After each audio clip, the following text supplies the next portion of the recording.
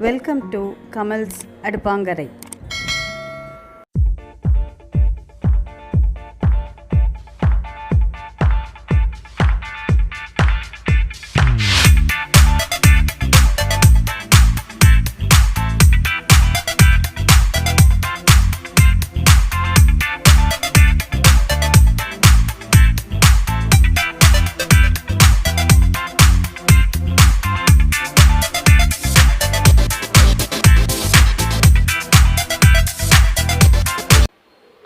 இது வந்து சிகப்பு புட்டு அரிசி மாவு வீட்டில் பதப்படுத்தி மிஷினில் கொடுத்து அரைச்சது தான்.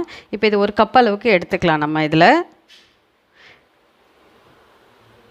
இது ஃபஸ்ட்டு வானலியில் ஒரு நிமிஷத்துலேருந்து 2 நிமிஷம் வரைக்கும் சூடாகிற அளவுக்கு நம்ம நல்லா வறுத்து எடுத்துக்கலாம். இந்த மாவை லைட்டாக சூடாகிற பதம் வந்தால் போதும். இதுக்கு இது நல்லா சூடாகிடுச்சு. இப்போ ஒரு தட்டில் கொட்டி நல்லா ஆற விட்டுடலாம். இதை அதே வானலியில் ஒரு டேபிள் ஸ்பூன் அளவுக்கு எண்ணெய் விட்டுக்கோங்க.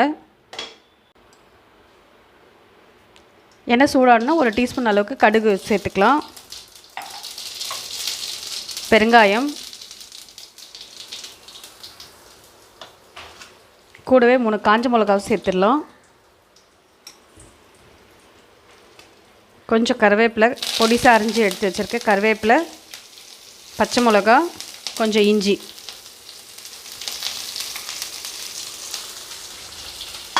இது கூடவே வதங்கும் போதே நம்ம ஒரு டேபிள் ஸ்பூன் அளவுக்கு உளுத்தம்பருப்பும் இதில் ஆட் பண்ணிக்கலாம். ஒரு டேபிள் ஸ்பூன் கடலைப்பருப்பு. இது எல்லாமே வதங்கட்டும். இப்போ எல்லாமே நல்லா வதங்கியாச்சு. இப்போ நம்ம எந்த கப்பில் மெஷர்மெண்ட் எடுத்தோமோ அதே கப்பில் எடுத்துக்கோங்க. கிளாஸில் எடுத்தாலும் அதே மெஷர்மெண்ட் எடுத்துக்கோங்க. இப்போ ஒரு கப்பு எடுத்துருக்கோம், அதில் 1.5 கப்பு தண்ணி ஆட் பண்ணிக்கலாம். ஒரு கப்பு அதே இதில் 1/2 கப்பு. இதுக்கு தேவையான அளவுக்கு கல் உப்பு நம்ம இதில் ஆட் பண்ணிக்கலாம்.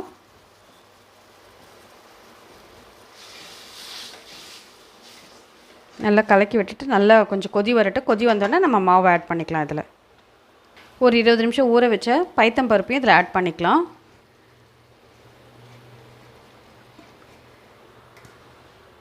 எல்லாமே வதக்கி சேர்த்துருக்கோம். இதை வந்து ஊற வச்சு சேர்த்துருக்கோம். கொஞ்சம் சாஃப்டாகவும் கொஞ்சம் க்ரன்ச்சியாகவும் மாறி இருக்கும் நமக்கு கொழுக்கட்டையில். தண்ணி நல்லா கொதிக்க ஆரம்பிச்சிச்சு. நம்ம வறுத்து வச்ச மாவும் நல்லா சூடாறிடுச்சு. இப்போ இதில் கொஞ்சம் கொஞ்சமாக சேர்த்துக்கலாம். நம்ம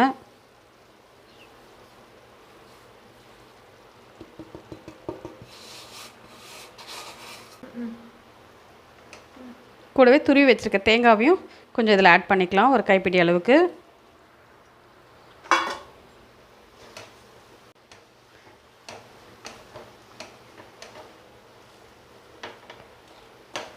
இதை நல்லா இந்த தண்ணியிலே நல்லா கிளறி விடுங்க. கிளறி விட்டுட்டு ஒரு 10 நிமிஷம் தட்டு போட்டு மூடி வைங்க. இந்த தண்ணி நல்லா இதுவாகிடுச்சு. அந்த சூட்லேயே வந்து ஒரு 10 நிமிஷம் தட்டு போட்டு மூடி எடுத்து வச்சுருங்க.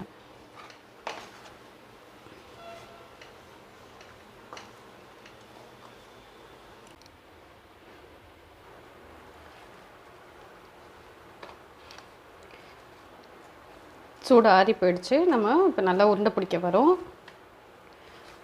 இது அப்படியே வேணாலும் உருண்டை பிடிச்சிக்கலாம். கொஞ்சம் நல்லெண்ணெய் விட்டோன்னா கொஞ்சம் சாஃப்டாக இருக்கும். நல்லெண்ணெய் கொஞ்சம் விட்டுக்கலாம் நம்ம இதில். இது ஆப்ஷனல் தான்.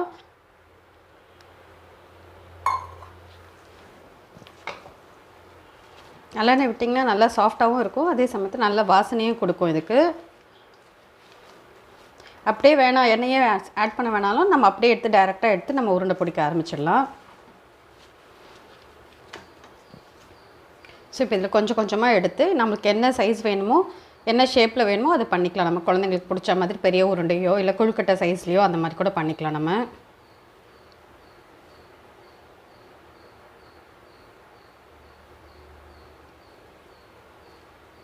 நல்லா இந்த மாதிரி ஸ்மூத் ஷேப்பாக வர மாதிரி பண்ணிவிட்டு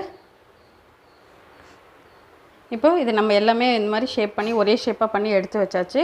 கிட்டத்தட்ட 16 உருண்டை வந்திருக்கு. இது ஒரு லாஸ்ட்டு சின்ன சைஸ் உருண்டை. ஸோ ஒரு கப்பு மாவுக்கு நமக்கு இவ்வளோ அந்தளவுக்கு வருது. கூட நமக்கு அடிஷ்னலாக இது வெஜிடபிள்ஸ் ஏதாவது வேணும்னா கேரட் வேணாலும் கேரட்டு இல்லை வேறு ஏதாவது வெஜிடபிள்ஸ் வதக்கி நம்ம சேர்த்துக்கிறதா இருந்தாலும் சேர்த்துக்கலாம். இது ஆப்ஷனல் தான் நமக்கு எல்லாமே.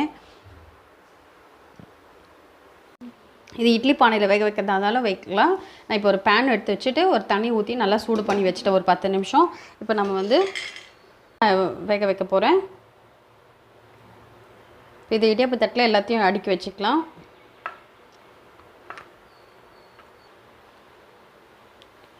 இப்போ இது உள்ளே வச்சாச்சு. உள்ளே வச்சுட்டு தண்ணி எப்போவுமே சூடு பண்ணிவிட்டு நல்லா ஒரு 10 நிமிஷம் சூடு பண்ணிட்ட பிறகு தான் நம்ம இதை எடுத்து உள்ளே வைக்கணும். இப்போ இதை வச்சுட்டு நான் ஐயில் வந்து அனதர் ஒரு 10 நிமிஷம் வச்சுடுங்க இதில். இப்போ இது 10 நிமிஷம் ஆயிடுச்சு. நம்மளது வெந்துருச்சான்னு பார்க்கலாம். ஸோ நல்லா பெருசாக இருக்குது பாருங்கள், மேலே நல்லா க்ளாஸியாக இருக்குது. ஸோ இப்போ இதை எடுத்துகிட்டு நம்ம ஆற விட்டுட்டு சாப்பிட ஆரம்பிச்சிடலாம்.